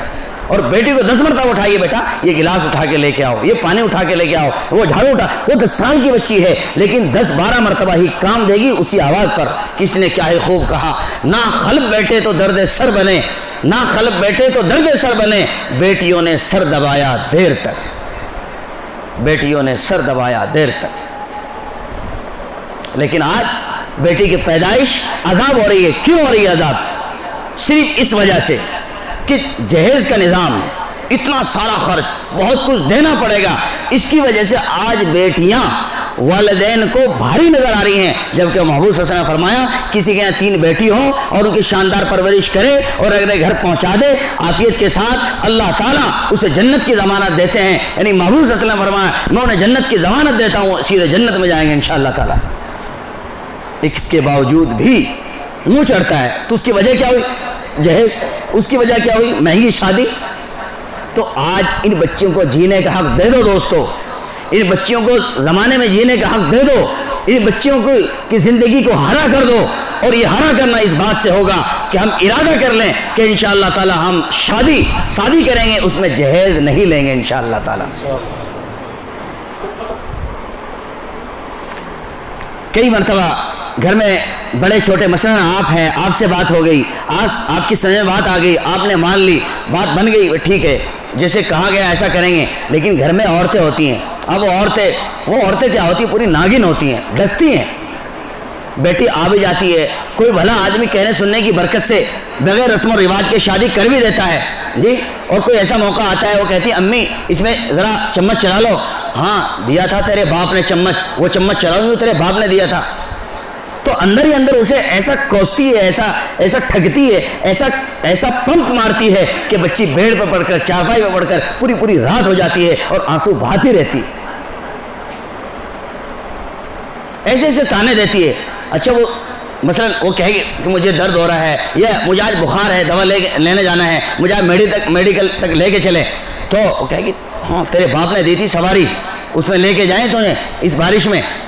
یعنی ایسے موقع آتے ہیں انشعورے کہ ان موقع پر عورت ذات طرح کے حملے کرتی ہے. اس لیے آج جہاں ہماری تربیت کی ضرورت ہے، وہیں عورتوں کو بھی اس سلسلے میں تربیت کی ضرورت ہے، ان کی بھی ذہن سازی کی جائے. ہم نے آج یہ بات سنی ہے، یہ نظام بنایا ہے، یہ ارادہ کیا ہے، ہم اس نظام پر مریں گے، اس پر جئیں گے، اسی کے ساتھ قائم رہیں گے اور اسی کے ساتھ اپنا نظام انشاءاللہ تعالی آگے بڑھائیں گے. ہم یہ بارات کیا ہے؟ بارات کیا ہے؟ دلوں کے ارمان پورا کرنے کا ذریعہ ہے. آدمی اپنی ساری چاہتیں پورا کرتا ہے. حالانکہ شریعت نے ولیمے کا حکم دیا ہے، ولیمہ اپنے گھر کرو، اپنے گھر خرچ کرو جتنی بھی ہمت ہے. لیکن نہیں، وہاں لے کے چڑھے گا، وہاں جائے گا، اور اس کا حال کیا ہوتا ہے؟ جس کے گھر بارات جانے والی ہو، کئی دن پہلے اس کا خون سوکھ جاتا ہے. کئی دن پہلے اس میں کاٹو تو خون نہیں ہوتا. وہ بیچارہ کہتا پھرتا مول صاحب دعا کرنا. کیا بھائی کیا معاملہ؟ کوئی بیمار ہے؟ کہ نہیں مول صاحب دعا کرنا، عزت بچ جائے. عزت کا معاملہ ہے.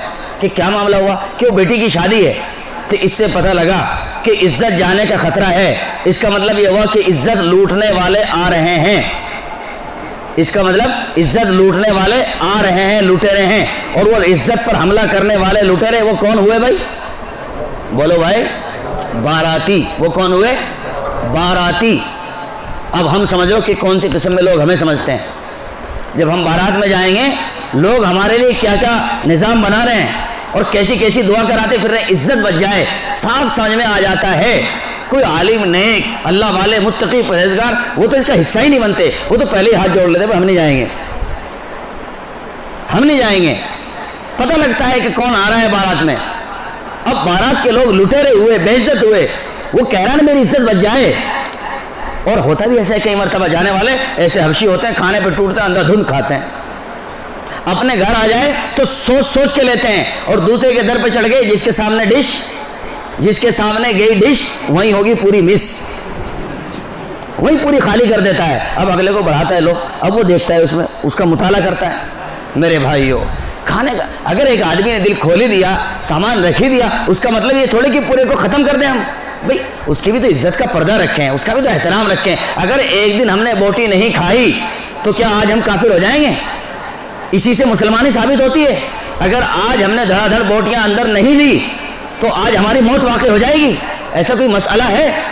آدمی کو سوچ سلیقے سے کام کرنا چاہیے. اگر چلا بھی گئے بالفرض تو آدمی کو وہاں خیال رکھنا چاہیے. اس لیے دوستو، یہ بارات اچھی چیز نہیں ہے، اس سے بچیں. اس میں جانا بھی اچھی چیز نہیں ہے. اس میں جانے والے بد دعاؤں کا شکار ہوتے ہیں. لوگ انہیں آڑی ٹیڑھی نظروں سے دیکھتے ہیں، تیکھی نظروں سے دیکھتے ہیں، انہیں کوئی اچھا فیل نہیں کرتا. ویسے بھی بارات کا کھانا خلاف سنت گو مباح ہے. علماء نے جائز لکھا ہے کہ ٹھیک ہے چل تو جائے گا، لیکن خلاف سنت ہے. اچھی بات نہیں ہے کہ بیٹی کے دروازے پر، وہ بیٹی کا وزن ہی کافی تھا کہ جائے کہ اوپر سے یہ نظام بھی. اس لیے دوستو آج ارادے کرو کہ انشاءاللہ تعالیٰ اس بارات کی رسم سے بھی اپنا دامن کھینچیں گے انشاءاللہ تعالیٰ.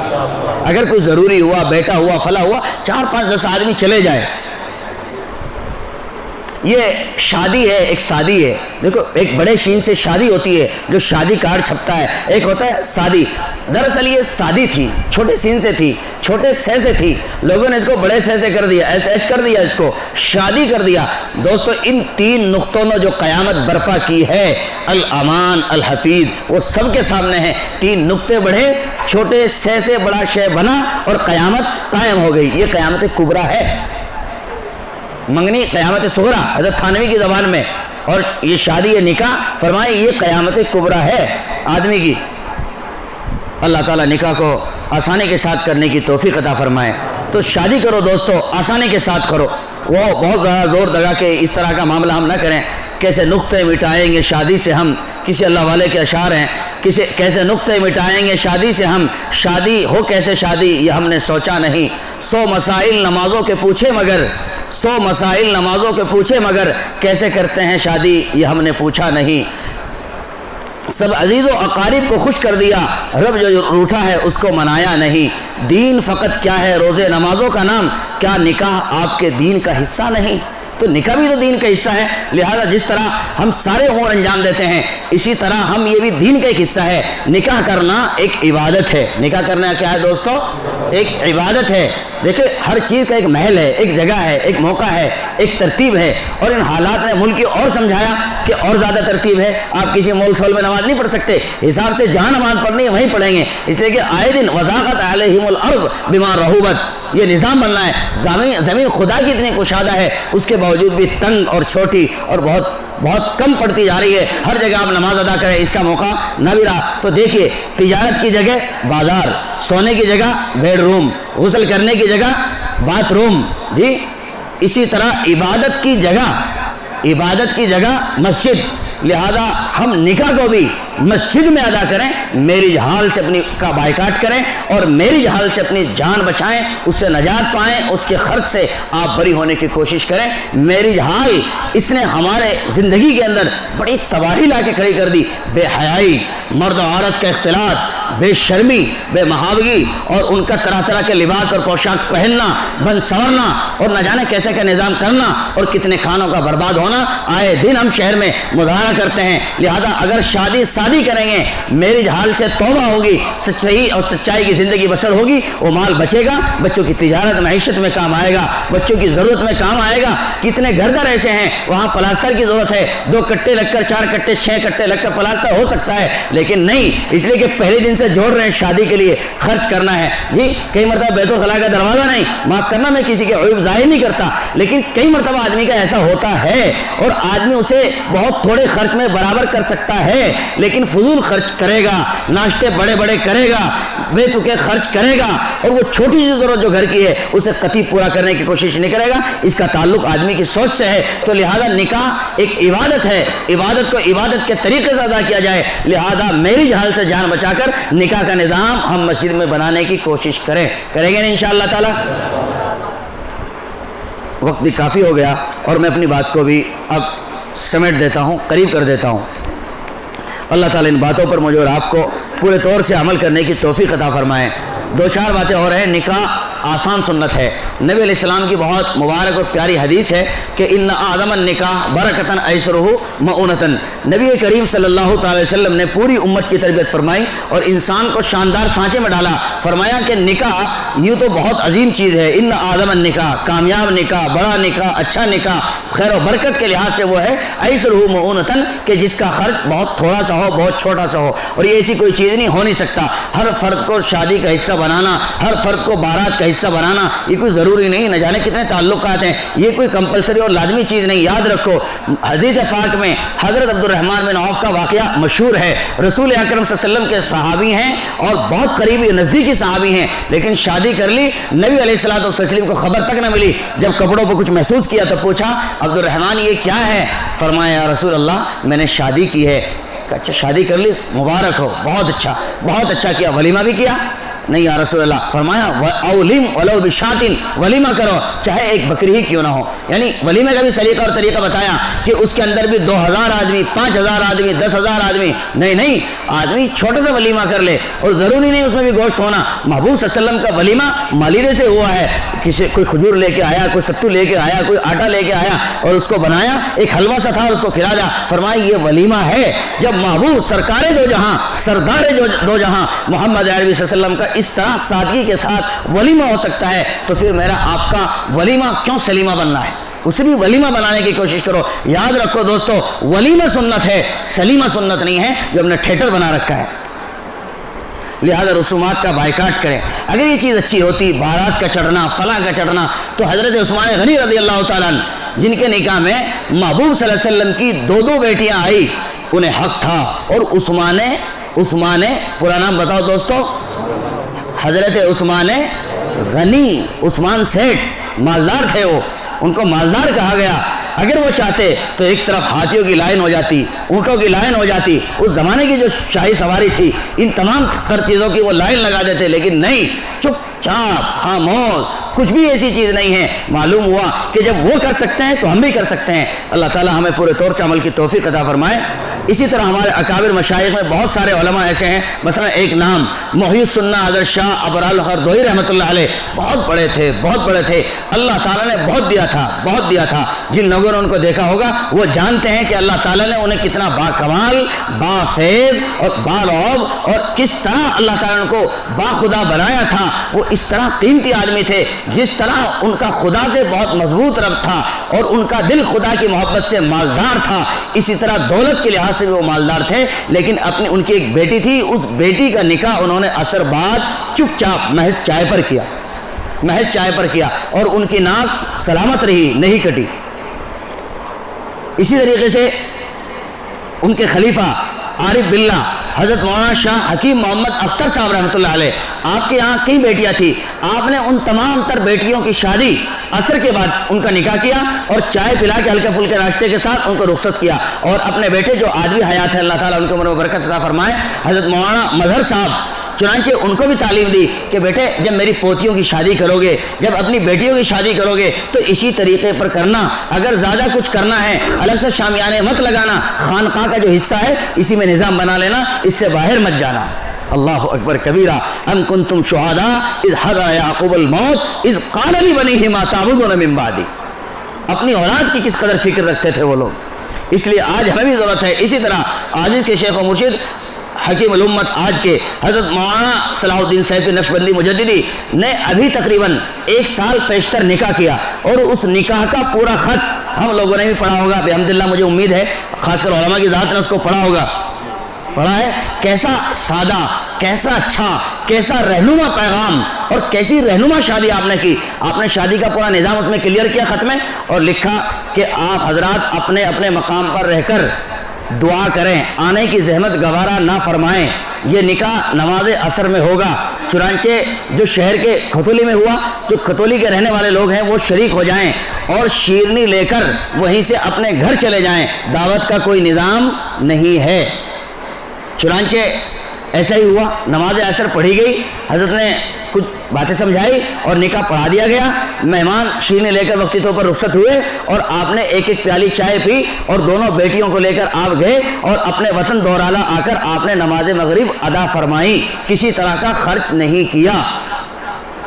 اور پھر اگلے دن نماز فجر پڑھی، اور نماز فجر میں وہاں حضرت مولانا مبین صاحب ہیں جو خانقاہ مدرسے کے ذمہ دار ہیں، ان سے کہا جتنے نمازی آئے ہوئے ہیں ان سب کا میری طرف سے آج دعوت ولیمہ ہے، لہذا اعلان کر دیا جائے جتنے حضرات ہیں سب ولیمہ کھا کے جائیں۔ اس کے بعد کھانا بنا، لوگوں نے دعوت ولیمہ میں شرکت کی، اور حضرت نے حساب کیا۔ حضرت نے فرمایا اللہ تعالیٰ نے مجھے اتنا دیا ہے کہ ایک وقت میں ایک دن ایک وقت میں 1 لاکھ سے زائد افراد کو کھلا سکتا ہوں، لیکن اس طرح کیوں سود سٹے کی طرح میں بازی ہار جاؤں آج ہی آج؟ مجھے تو دین پر بہت کچھ لگانا ہے، بہت کچھ خرچ کرنا ہے، مجھے یہ بازی نہیں ہارنی ہے۔ دوستو یہ واقعات ہمیں اندر گدگدی پیدا کرتے ہیں، کچھ ہمت پیدا کرتے ہیں، کچھ تقویت پیدا کرتے ہیں، اور جو آدمی پہل کرے گا اس میں وہ جیت جائے گا، وہ کامیاب ہو جائے گا۔ اللہ تعالیٰ ان چند باتوں پر پورے طور سے عمل کرنے کی ہمیں توفیق عطا فرمائے۔ یاد رکھو دوستو، اگر ہم یہ سمجھیں کہ مخلوق خدا راضی ہو جائے، یہ کبھی راضی نہیں ہو سکتی، یہ کبھی راضی نہیں ہو سکتی۔ مخلوق خدا کسی بھی حال میں آپ سے کبھی بھی سدا راضی نہیں ہو سکتی۔ ایک دوسرے کی مخالفت، ایک دوسرے کے اوپر ناکہ چونی کرنا، اس کی بے عزتی کرنا، طرح طرح کی حرف بندی کرنا، یہ ہمارے اندر مزاج ہے۔ اللہ تعالیٰ ان تمام تر چیزوں سے ہم سب کی پوری حفاظت فرمائے۔ باتیں اور کئی ساری کہنی ہے، لیکن چونکہ وقت ہو چکا ہے، ایک آخر کی بات جو میں ضروری سمجھ رہا ہوں، دلہن کو کتنے دن کے لیے پہلی بار بھیجنا چاہیے؟ ایک سوال یہ بھی ہے کہ جب بیٹی کو ہم کسی دوسرے کے گھر رخصت کر رہے ہیں تو کتنے دن کے لیے بھیجنا چاہیے؟ تو اس سلسلے میں براہ راست آپ حدیث پاک سن لیجئے۔ السنۃ اذا تزوج البکر اقام عندها سبعا واذا تزوج سیب اقام عندها ثلاثا۔ فرمایا کہ سنت یہ ہے اس معاملے میں کہ جب آپ کسی باقرہ سے شادی کریں تو اس کے لیے 7 دن کا وقت طے ہونا چاہیے، اور اگر کوئی سیبہ ہے تو اس کے لیے 3 دن کا وقت طے ہونا چاہیے۔ بات صاف ہو گئی۔ جو لوگ بیٹی آج بھیج کر یا جو دلہن گھر میں آج لا کر کے اگلے دن پھر اسے ملانے کے لیے لے کے جاتے ہیں یا اگلے دن ملانے کے لیے لے کے جاتے ہیں، یہ ایک طرح کی رسم ہے، بدعت ہے، رواج ہے اور یہ قابل ترک ہے، اسے چھوڑنا چاہیے۔ 7 دن کا نظام یاد رکھیں۔ اگر آپ نے کسی کنواری بچی سے شادی کی ہے اور اگر دوہرے نکاح والی ہے تو اسے 3 دن رکھیں، یہ محبوب صلی اللہ علیہ وسلم کی سنت ہے۔ دوستو کیا اس پر بھی عمل کریں گے؟ انشاءاللہ تعالی عمل کرنے کی کوشش کریں گے۔ آخر کی ایک اور بات پھر کہیں گے، آخر میں 2 باتیں اور بڑھا دی، یہ درد ہے کیا کروں۔ آخر کی ایک بات، تاخیر سے شادی کرنے کا انجام زنا ہے۔ آج کل ماں باپ جو سمجھ رہے ہیں بچہ پڑھ رہا ہے، ابھی کورس پورا نہیں ہوا، نظام پورا نہیں ہوا، یہ بچی پڑھ رہی ہے، ابھی کورس اس کا باقی ہے، یاد رکھو جب تک کورس پورا ہوگا وہ زنا کا شکار ہو جائے گی۔ اور معاف کیجئے معاف کیجئے معاف کیجئے، کس طرح بے غیرتی کا مظاہرہ ہو رہا ہے۔ آج اس کونے سے کوئی رفو چکر ہو گئی، کل اس کونے سے کسی غیر کے ساتھ نکل گئی، یعنی ایمان بھی داؤں پر لگ رہا ہے۔ ظاہر ہے جب عمر کا تقاضا ہو گیا اور حالات اس طرح کے سامنے ہیں ہمارے اور تقاضے اس طرح کے سامنے ہیں، اب ہم تعلیم کے پیچھے پڑے ہوئے ہیں، جس کی وجہ سے اختلاط کی وجہ سے بیٹی کئی تعلقات بنا لیتی ہے، پھر ایمان اسلام کچھ بھی آڑے نہیں آتا اور میرے آپ کی بڑی ناک بڑی عزت دھری کی دھری رہ جاتی ہے اور بیٹی اپنا کہیں فیصلہ کر لیتی ہے۔ اس لیے دوستو بزرگوں اس طرح ہرگز نہ جائیں کہ بیٹی کی تعلیم پوری ہوگی تب شادی کریں گے، بلکہ جب وقت ہو گیا ہے بس ابھی اس کی شادی کر دیں۔ یاد رہے گی بات۔ اسی طرح نوجوان بچے جو بڑے ہو گئے ہیں، کئی بچے اپنے والدین سے کہہ نہیں سکتے اور ہمارے معاشرے میں حیا کا غلبہ ہے، کہتے بھی نہیں ہیں، لیکن کیا والدین کی آنکھیں بند ہو گئی جب بچے جوان ہو گئے اور بڑے ہو گئے اور ایک عمر ان کی آ گئی اور ان کی شکایت موصول ہونے لگی، تو لہٰذا سمجھا بجھا کر محنت کر کے اور اس کا ذہن بنا کر بس اس کو شادی کے بندھن میں باندھ دینا چاہیے۔ اگر آپ اس کی یہ شادی نہیں کریں گے تو پھر وہ لو میرج میں الجھ جائے گا، جو ٹینشن ہے سراپا، جو کئی مرتبہ جیل کے منہ میں ٹھونس دیتی ہے آپ کو، کئی مرتبہ کسی زہر کھانے پر مجبور کر دیتی ہے اور کئی مرتبہ آدمی کو اپنے آپ سوٹ کرنے پر مجبور کر دیتی ہے، یہ الجھنیں پیدا ہو جاتی ہیں۔ لہذا ان تمام تر باتوں سے بچنے کی کوشش کریں۔ آخر کا خلاصہ نمبر 1، آخر کا خلاصہ بہت توجہ کے ساتھ سنیں۔ نمبر 1، بعد اثر نکاح کی ترتیب مرتب فرمائیں اور چائے پلا کر رخصت کر دیں۔ اس میں یقیناً پہل کرنا بہت بھاری گزرے گا، لیکن جب آپ کر لیں گے تو کوئی آپ کو گالی نہیں دے گا۔ مجھے امید ہے یہ علماء کی ذات انشاءاللہ آپ کے دروازے پر پہنچ کر آپ کا حوصلہ بڑھائے گی۔ نمبر 2، ولیمہ مختصر کریں، فقط 100 افراد پر کر لیں، 60 افراد پر کر لیں، 500 اور 1000 کا ہونا ولیمے میں یہ کوئی ضروری نہیں ہے، چھوٹا سا کر لیں۔ اور اس کے بعد وہاں ایک فہرست لکھنے کی جو ترتیب بنتی ہے، جی یہ بھی ایک بدعت ہے، ایک رسم ہے، قابل ترک ہے، پہلے کھاؤ اور پھر بل چکاؤ۔ اس لیے کہ ہم بھی ان کے گھر گئے تھے، یہ ہمارے گھر آئے تھے، انہوں نے بھی کھایا تھا، بل چکایا تھا، آج ہم بھی بل چکا کے جائیں گے تو وہیں نام لکھوا کے چڑھا کے تب جاتے ہیں تاکہ پتہ لگ جائے۔ تیسرے نمبر کی چیز، دن ہی دن میں شادی سے فراغت پالیں۔ بہت سارے نوجوان دوست ہمارے ان جذبوں کو دل میں پالے ہوئے ہیں کہ میری تو شادی رات کو ہوگی، میں تو رات کو کراؤں گا، رات میں دیکھنا پھر کیسے پھول جھڑی لگے گی اور جناب پٹاخے چلیں گے اور فلاں ہوگا۔ کئی مرتبہ رات کی ان شادیوں کے اندر بہت بڑے بڑے حادثات ہوئے ہیں، میں ان کا ذکر کرنا نہیں چاہتا وقت کے طویل ہونے کی وجہ سے، لہذا کئی مرتبہ پوری رات گزر جاتی ہے، دلہا دلہن کو پہلی رات بھی میسر نہیں آتی۔ نمبر 4، میرج حال سے نجات پائیں، پورے طور سے ہمت قوت کر کے۔ جب 10-5 افراد آئیں گے ظاہر ہے یہ کام سارا گھر میں یا پڑوسی کے یہاں پورا ہو سکتا ہے، میرج حال کی ضرورت ہی پیش نہیں آئے گی۔ نمبر 5، مہنگے جہیز کا بائیکاٹ کریں۔ کیا مطلب؟ جہیز جو ضرورت کی چیز ہے، اگر ایسی بات ہو جائے دینی پڑ جائے، جو ضرورت کی چیز ہے محض وہ دیں، لیکن ایک سے اوپر ایک اور پھر اس کا دکھلاوا اور اس کا نظام نشر و اشاعت، یہ تمام تر چیز بری۔ ویسے تو مجھے امید ہے انشاءاللہ احباب نیت کر رہے ہیں اپنے طور سے کہ وہ جہیز لینے کی کوشش نہیں کرے گا انشاءاللہ تعالیٰ، اپنی مسل پاور سے اپنا جو سارا نظام ہے فرنیچر کا، گاڑی کا، سواری کا، اپنی قوت اور اپنی ہمت سے انشاءاللہ تعالیٰ اسے پورا کرنے کی کوشش کریں گے۔ اللہ تعالیٰ ان باتوں پر مجھے بھی پورے طور سے عمل کرنے کی توفیق عطا فرمائیں، آپ حضرات کو بھی عمل کی توفیق عطا فرمائیں، اور جن احباب نے آج کی اس مجلس کے نظام کو مرتب کیا ہے اللہ تعالیٰ انہیں شاندار بدلہ عطا فرمائیں، اپنی شان نشان اجر عطا فرمائیں۔ وما توفیقی الا باللہ۔ دعا کرا دیجیے، بس سنو تو میں تھک بھی گیا ہوں۔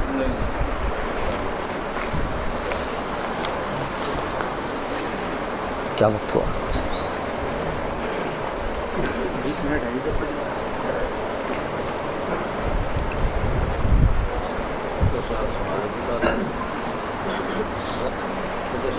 ابھی مفتی صاحب مجھے صاحب آنے والے انشاءاللہ ان سے سنیں. دوستو تھوڑی دیر اللہ کی طرف متوجہ ہو جائیں، اللہ کو یاد کریں. ظاہر ہم ان تمام تر چیزوں کو نہیں چھوڑ سکتے. اللہ کی ذات اگر چھڑانا چاہے تو کوئی مشکل بات بھی نہیں ہے، اس لیے کہ اللہ تعالیٰ دلوں کا خالق و مالک ہے. اس لیے تھوڑی دیر کے لیے اللہ کی طرف متوجہ ہو جائیں، آنکھیں بند کریں، دنیا سے ہٹ کٹ جائیں، اللہ کی ذات سے جڑ جائیں. خیال باندھیں اللہ کی رحمت آ رہی ہے، میرے دل میں سما رہی ہے، گناہوں کی ظلمت و سیاہی میرے دل سے جا رہی ہے، اور میرے دل کی دھڑکن دھڑک کر کہہ رہی ہے اللہ اللہ اللہ.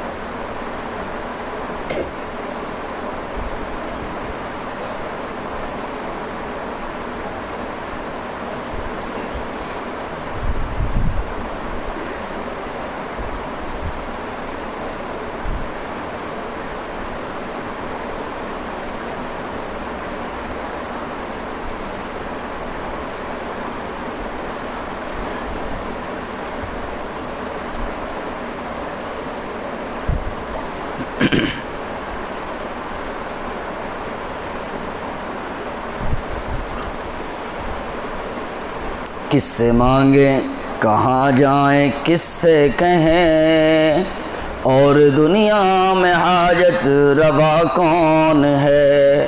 سب کا داتا ہے تو سب کو دیتا ہے تو، تیرے بندوں کا تیرے سوا کون ہے. کون مقبول ہے کون مردود ہے، کون مقبول ہے کون مردود ہے، بے خبر کیا خبر تجھ کو کیا کون ہے. جب تلیں گے عمل سب کے میزان پر، تب کھلے گا کہ کھوٹا کھرا کون ہے. کس سے مانگیں کہاں جائیں کس سے کہیں، اور دنیا میں حاجت روا کون ہے. کون سنتا ہے فریاد مظلوم کی، کس کے ہاتھوں میں کنجی ہے مقسوم کی.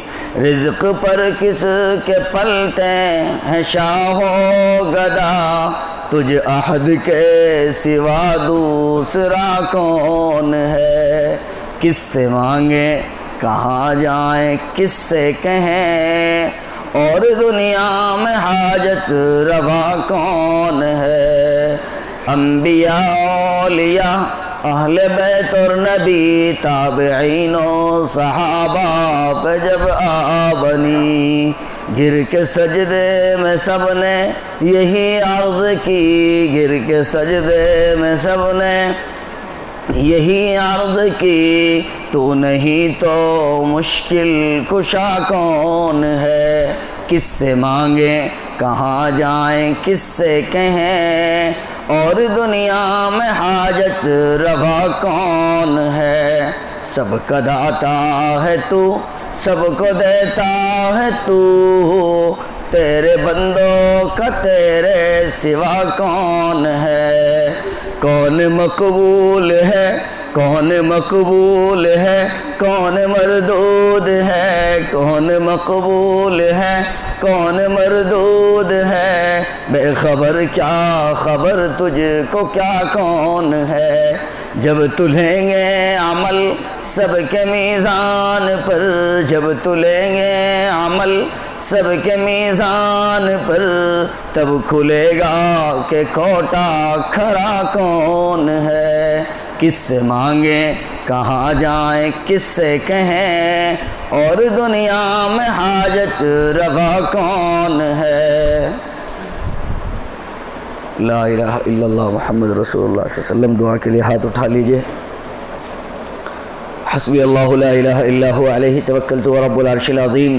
رب اغفر وارحم وانت خیر الراحمین رب اغفر وارحم وانت خیر الراحمین لا الہ الا انت سبحانک انی کنت من الظالمین یا احد الصمد الذی لم یلد ولم یولد ولم یکن له کفوا احد اللہم صلی علی سیدنا محمد وعلی آل سیدنا محمد وبارک وسلم۔ پیارے اللہ، آپ کے دروازے پر آپ کے گنہگار بندے حاضر ہیں۔ پیارے رب، تیرے غلاموں کے غلام، تیری بھائیوں کے بندے آپ کے دروازے پر حاضر ہیں۔ پیارے رب، معصیت کا بھاری بوجھ لے کر، گناہوں کا بھاری بوجھ لے کر آپ کے دروازے پر حاضر ہیں۔ اللہ جی، آپ داتا ہیں، آپ غنی ہیں، آپ مالک ہیں، آپ خالق ہیں، آپ رازق ہیں، آپ قادر ہیں۔ پیارے رب، پوری دنیا کی پیشانی آپ کے ہاتھوں میں ہے، پورے ملک کا نظام آپ کے ہاتھوں میں ہے۔ پیارے رب، ہم گنہگار ہاتھ اٹھا کر آپ کے دروازے پر بیٹھے ہوئے ہیں۔ اللہ جی، ہاتھ اٹھائے جانے کے قابل نہیں، یہ زبان مانگنے کے لائق نہیں۔ پیارے رب، یہ ہاتھ اٹھائے جانے کے قابل نہیں اور یہ زبان آپ سے مانگنے کے لائق نہیں، لیکن میرے رب، آپ سے نہ مانگے تو کس سے مانگیں؟ اللہ جی، آپ سے نہ کہیں تو کس سے کہیں؟ پیارے رب، اپنا دکھڑا، اپنا غم و ہم آپ کی ذات کو نہ سنائیں تو کس کو سنائیں؟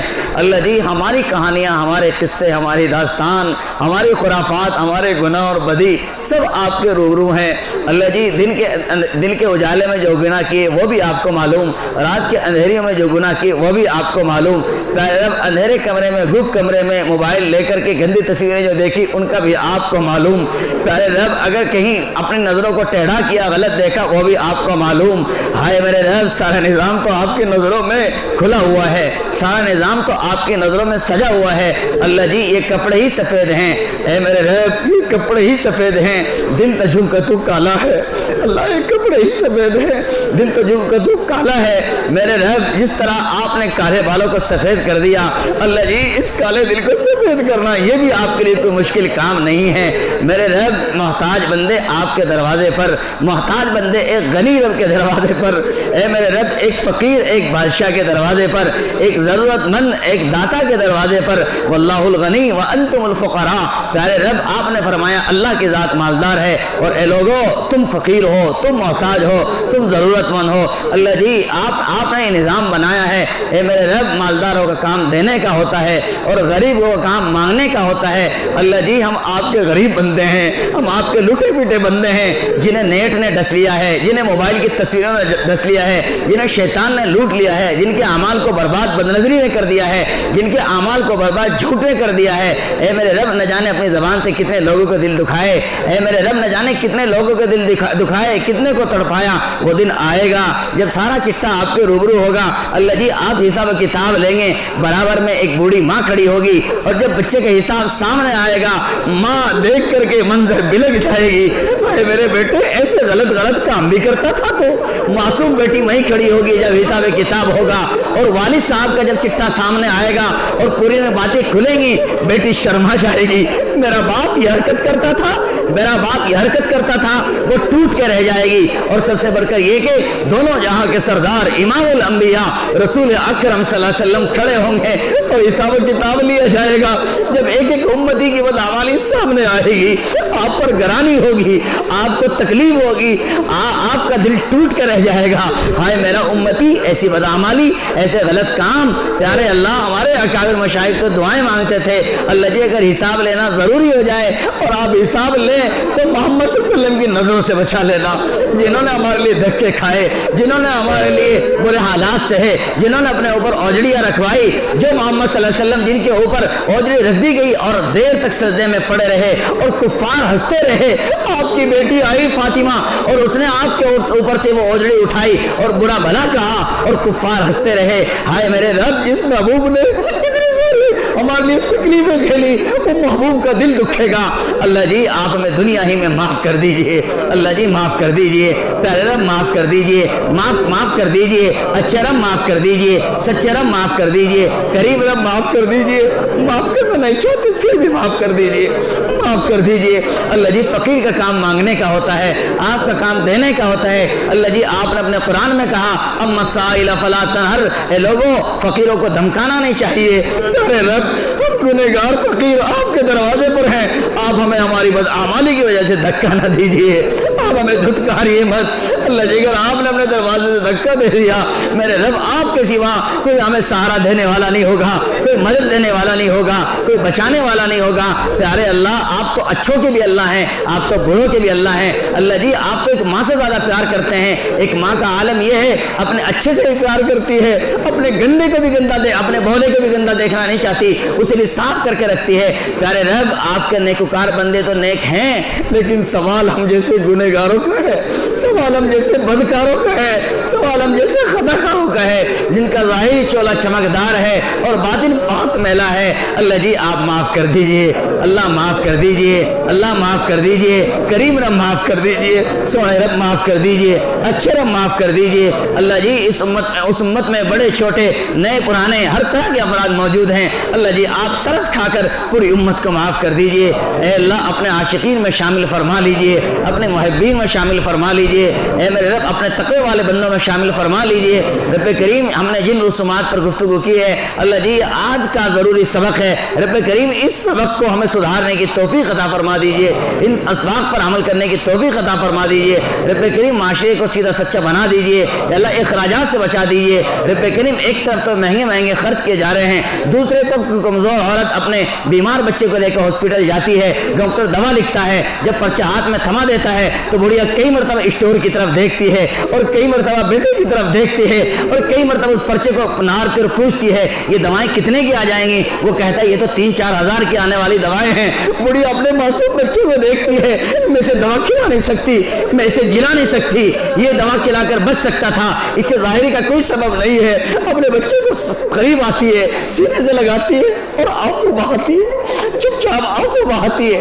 بچہ پوچھتا ہے امی کیا ہوا, امی کیا ہوا, کہا بیٹے کچھ نہیں, کہا بیٹے کچھ نہیں, امی بتاؤ تو صحیح کیا ہوا, امی کیا ہوا, نہیں بیٹے کچھ نہیں.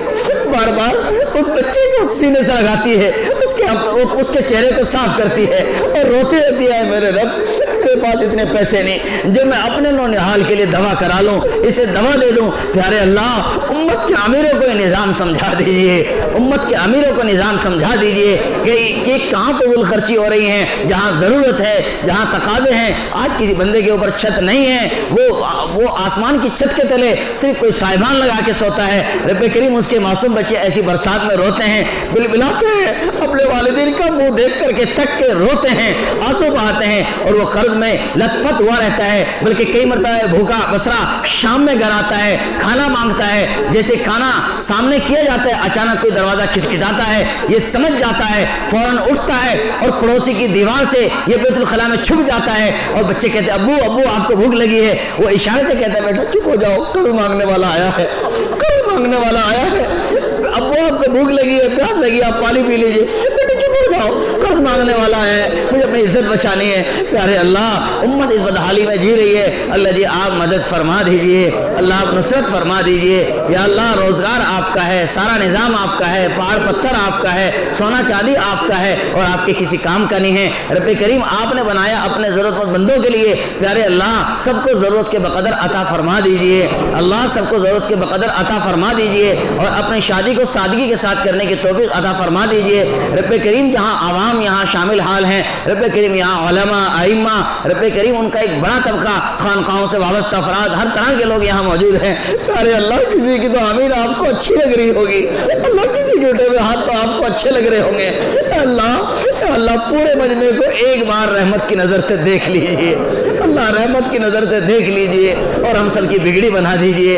اللہ ہم سب کی ضرورت پورا فرما دیجئے. ہم سب اپنے بہت سارے مشکل حالات میں الجھے ہوئے ہیں, طرح طرح کے حالات ہیں, طرح طرح کی مقدمات ہیں, طرح طرح کی ضرورت اور تقاضے ہیں. رب کریم آپ سب کے دلوں کا حال جانتے ہیں. یا اللہ سب کے من مراد پوری فرما, سب کی ضرورتوں کو پورا فرما. اللہ اپنے خزانے سے روزگار عطا فرما, روزگار میں برکت عطا فرما. یا اللہ قرضوں سے مرضوں سے الجھنوں سے پورے طور سے حفاظت فرما. رب کریم نوجوانوں نے بڑی تعداد میں شرکت کی ہے اور ارادے بھی کیے ہیں, اللہ جی ان نوجوانوں کی جوانی کی حفاظت فرما دیجئے. یا اللہ انہیں راہ تقویٰ عطا فرما دیجئے, راہ محبت عطا فرما دیجئے, نمازوں کی الفت عطا فرما دیجئے, مساجد کو آباد فرما دیجئے, انہیں آباد کرنے والوں کو آباد فرما دیجئے. محبوب علیہ السلام کے شریعت سنت پر چلنے کی توفیق عطا فرما دیجئے. پیارے اللہ جو مانگا عطا فرما, جو مانگنے سے اپنے فضل سے عطا فرما, ہمیں بن مانگے عطا فرما. صلی اللہ تعالی علی خیر خلقی محمد و آلہ و صحبہ اجمعین برحمتک یا ارحم الراحمین.